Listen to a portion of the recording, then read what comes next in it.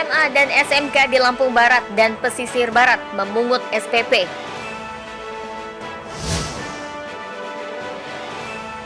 Bangunan SD Negeri 2 Sumur Putri Bandar Lampung akan dialihfungsikan.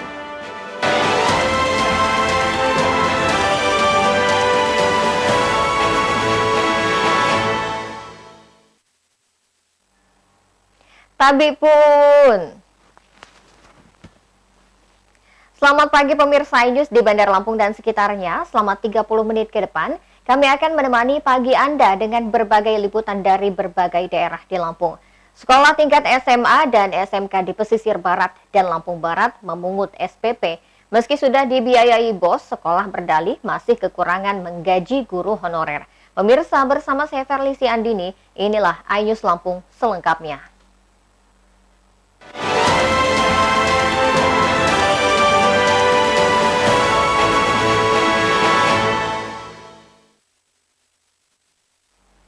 Seluruh sekolah tingkat SMK dan SMA negeri di Kabupaten Lampung Barat dan Pesisir Barat masih menarik sumbangan pembinaan pendidikan di tengah pandemi COVID-19. Sekolah beralasan pungutan SPP dilakukan akibat dana BOS yang digulirkan pemerintah pusat tidak cukup membiayai gaji guru honorer.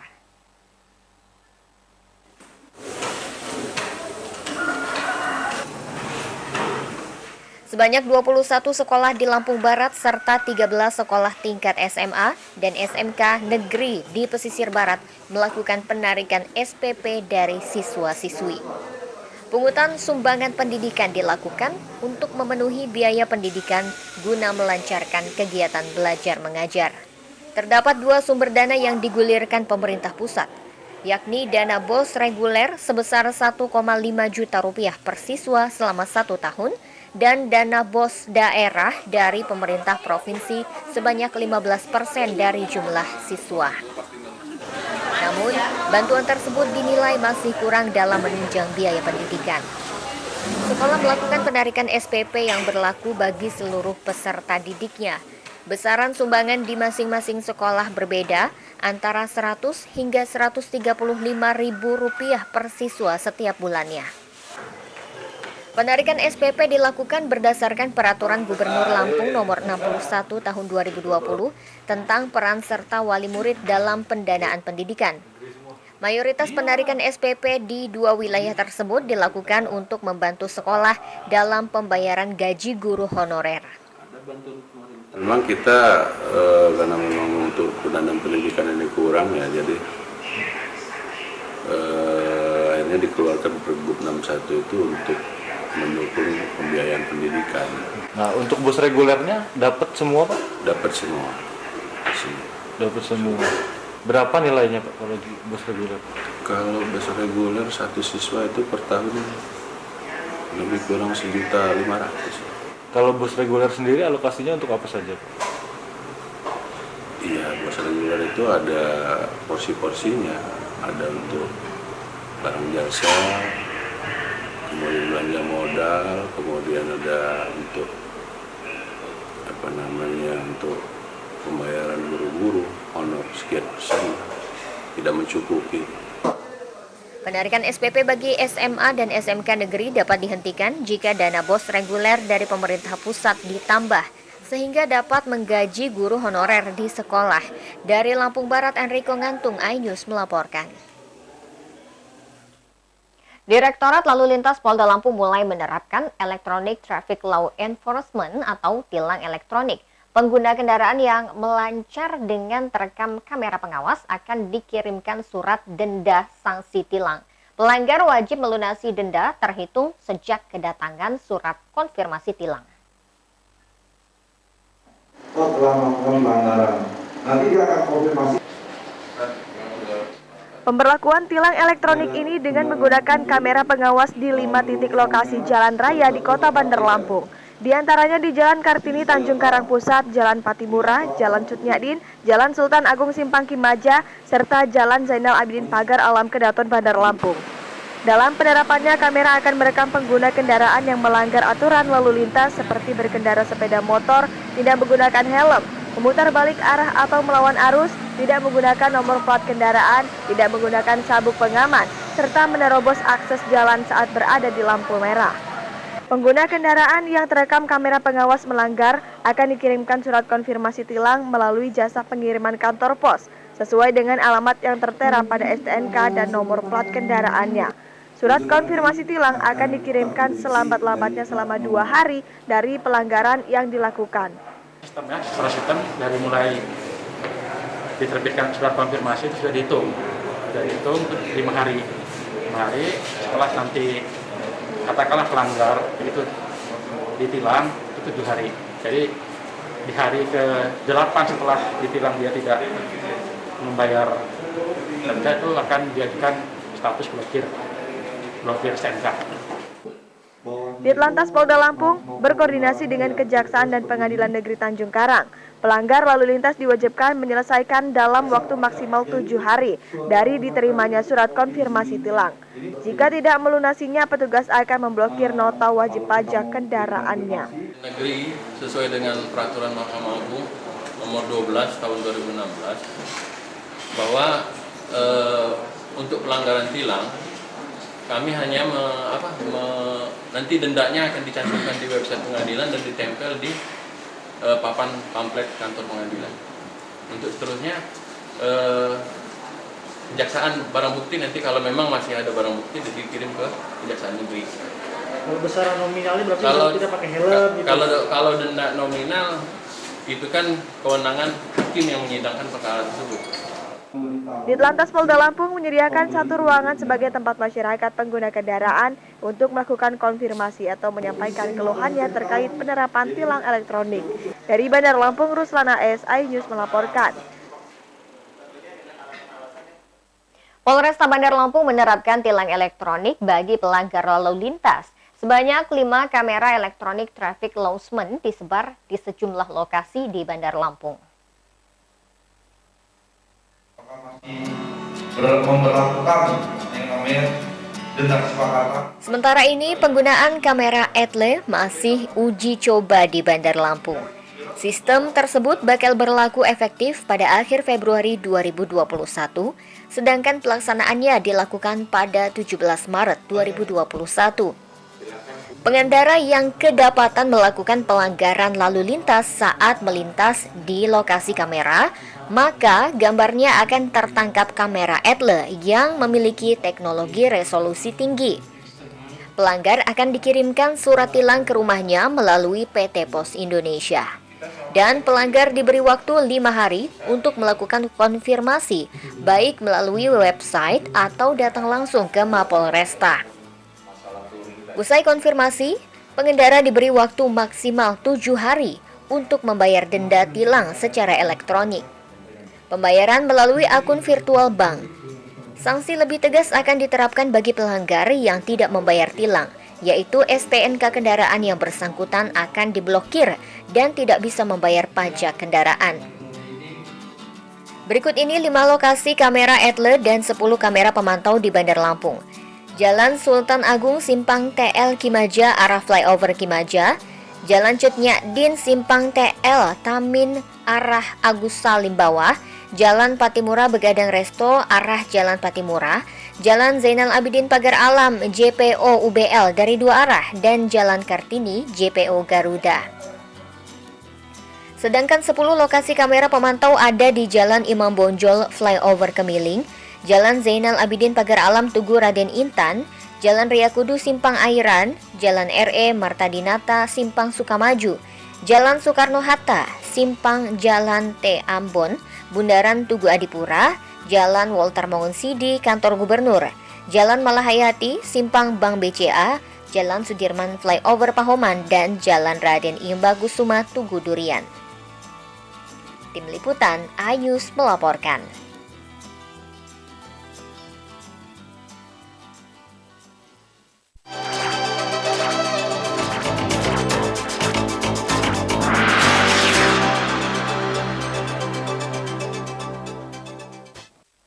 Pemkot Bandar Lampung akan mengalihfungsikan Gedung Sekolah Dasar Negeri 2 Sumur Putri, Teluk Betung Selatan. Rencananya gedung akan digunakan sebagai balai pelatihan anak-anak remaja yang putus sekolah. Siapa itu? Pemkot akan bekerja sama dengan sejumlah perusahaan guna menunjang sarana dan prasarana yang dibutuhkan. Wali Kota juga meninjau langsung kondisi bangunan SD Negeri 2 Sumur Putri.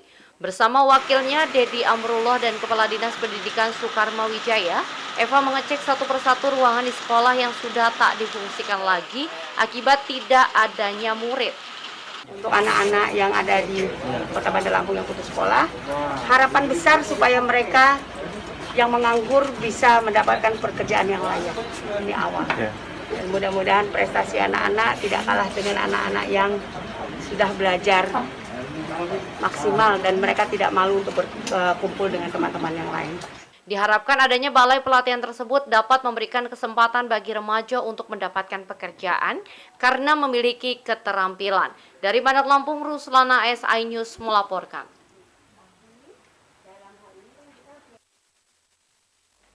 Ketua DPRD Lampung Selatan Henry Rosyadi menyambut baik tentang perencanaan pemerintah daerah Lampung Selatan yang disampaikan Bupati Nanang Ermanto. Perencanaan pembangunan yang terarah diharapkan dapat meningkatkan pendapatan asli daerah. Ungkapan ini disampaikan Ketua DPRD Lampung Selatan Henry Rosyadi saat silaturahmi bersama Nanang Ermanto bersama seluruh anggota DPRD Lampung Selatan beberapa hari lalu. Henry mengatakan bahwa DPRD akan mendukung Pemkab mengembangkan badan usaha milik daerah.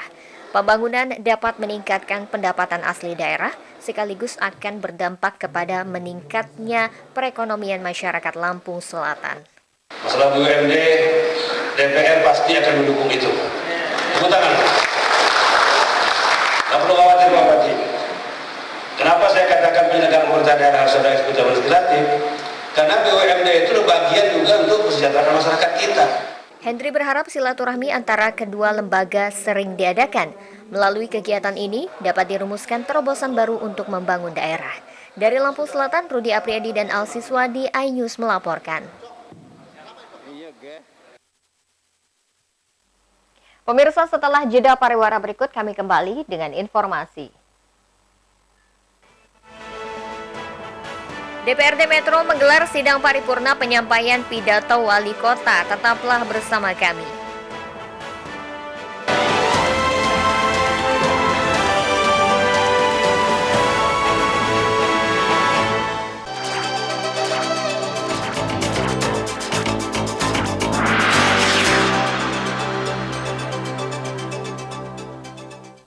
Pemirsa, terima kasih Anda masih bersama kami. Dewan Perwakilan Rakyat Daerah (DPRD) Metro menggelar sidang paripurna penyampaian pidato sambutan Wali Kota Metro masa bakti 2021 hingga 2024 Wahdi Sirajudin. Sidang dibuka langsung oleh Ketua DPRD Metro Tondi Muammar Gaddafi Nasution.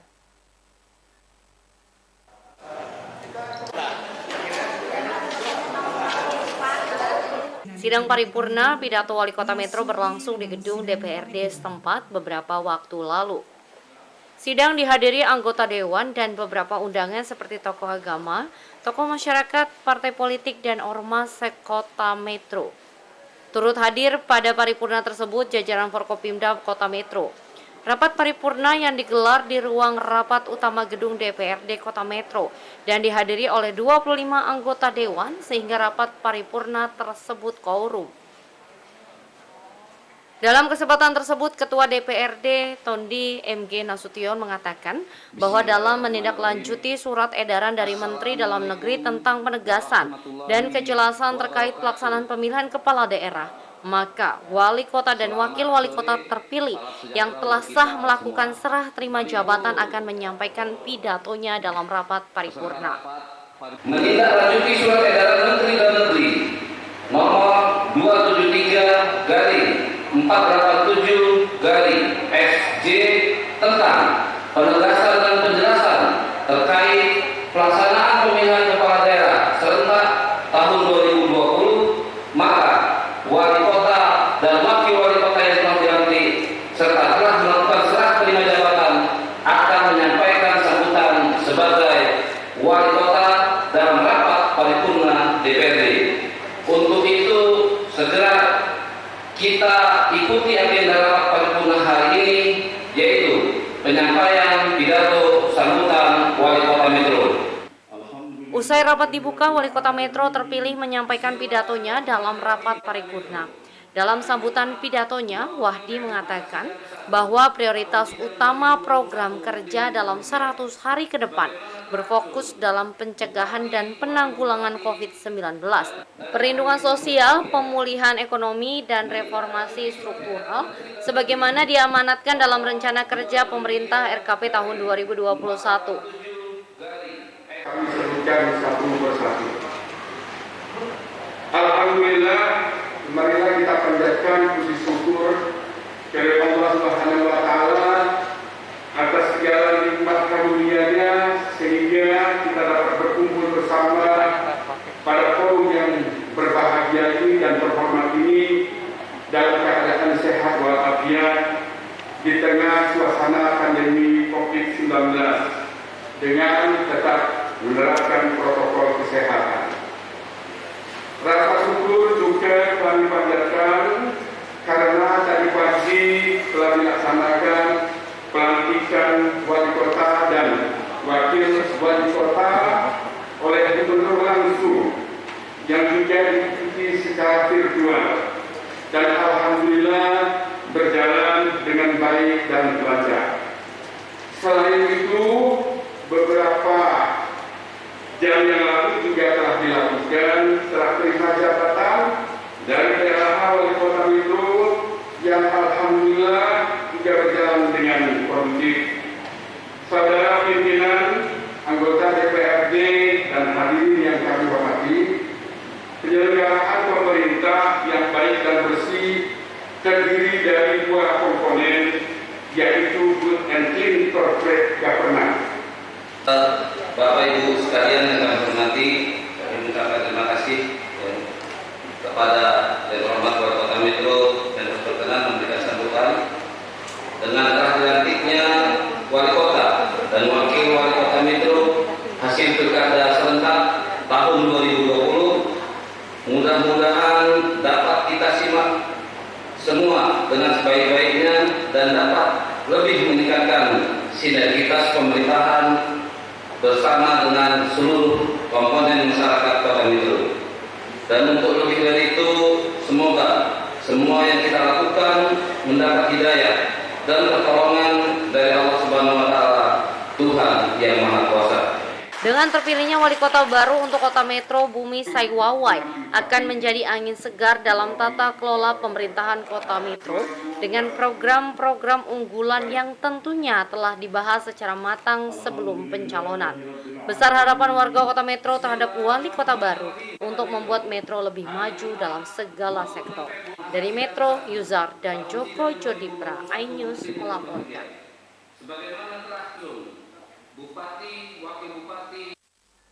Pemirsa, setelah pesan-pesan berikut ini, kami kembali dengan informasi. DPRD Metro ajak media bersinergi dalam pembangunan sesaat lagi hanya di iNews Lampung.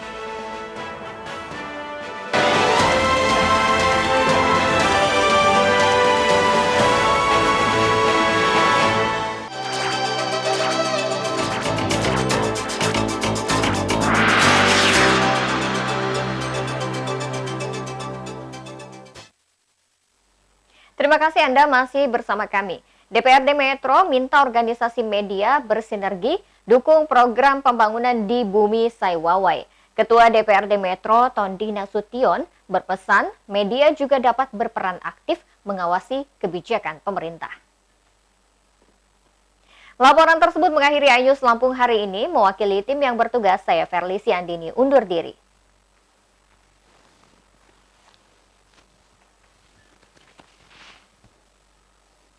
Jaga diri dan orang tersayang dari ancaman COVID-19 dengan menggunakan masker saat berada di tempat umum. Selamat melanjutkan aktivitas Anda. Terima kasih dan sampai jumpa.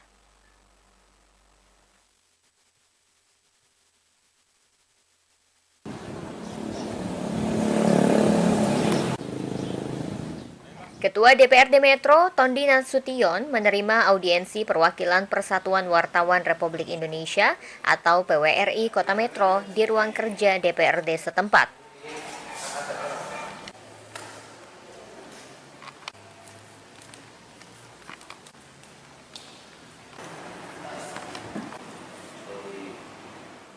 Tondi menyambut baik adanya sinergitas antara legislatif dan organisasi media di bumi Saiwawai. Ia mengajak PWRI Kota Metro berperan mengawasi kebijakan pemerintah sesuai tupoksi masing-masing.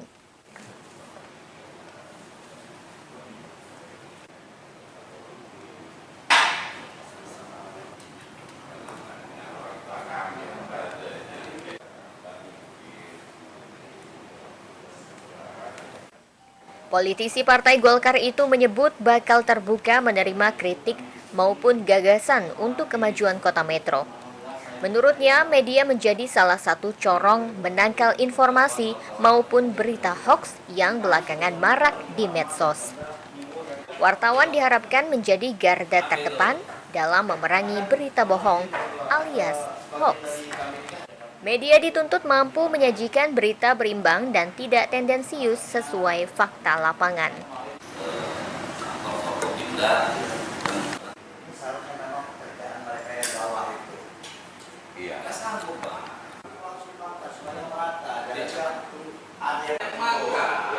Mereka yang digeruduk, Bang. Nah, itu pembobolan itu loh.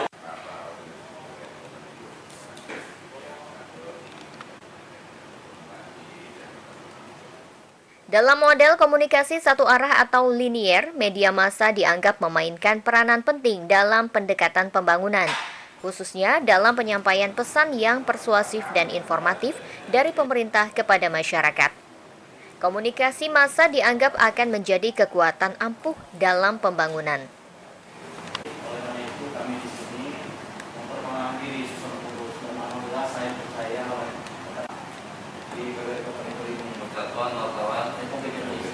Dan kami sebetulnya lebih lama daripada minggu dari kami minta support dan dukungan oleh ketua. Terima kasih kita pada hari ini dari organisasi Persatuan Wartawan Republik Indonesia PWRI Kota Metro telah beraudiensi dengan Ketua DPRD. Adapun hasilnya adalah bahwa PWRI Kota Metro akan lebih bersinergi dengan pemerintah Kota Metro dalam upaya membangun dan mendukung dari kerja dari wakil rakyat ini. Kami juga organisasi yang ada di Kota Metro khususnya PWRI ini lebih bisa bersinergi antara organisasi dengan DPRD Kota Metro. Kaitannya dengan pembangunan, media massa memiliki fungsi tersendiri yang tidak dapat lepas dari kedekatannya dengan masyarakat. Media massa dapat berfungsi sebagai jembatan informasi antara pemerintah dengan masyarakat karena penyebaran informasi melalui media massa dinilai cukup efektif untuk mengetahui informasi satu dengan lainnya. Baik pemerintah mengenai keadaan masyarakatnya dari segala aspek maupun masyarakat mengenai kebijakan pemerintah yang diambil dalam rangka menjawab masalah yang ada pada masyarakat.